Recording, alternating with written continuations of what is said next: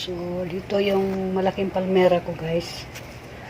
Nagdasal ako na sana ito na yung magandang puno. Meron akong ganito noon. At sobrang ganda ng bunga niya. Ayan. Added shade dito sa likuran. At dito ko din nilagay ang ayan, Phalaenopsis ko. Kasi malapit itong mamatay. Diyan ko yan nilagay. O, diba? Mahaba na siya. Dasal ako na ito na yung gusto kong palmera. Na yung magbubunga lang siya na parang beetle ba? Beetle nut. Diba? Yan ang mga tanim ko, guys, na talagang inalagaan ko.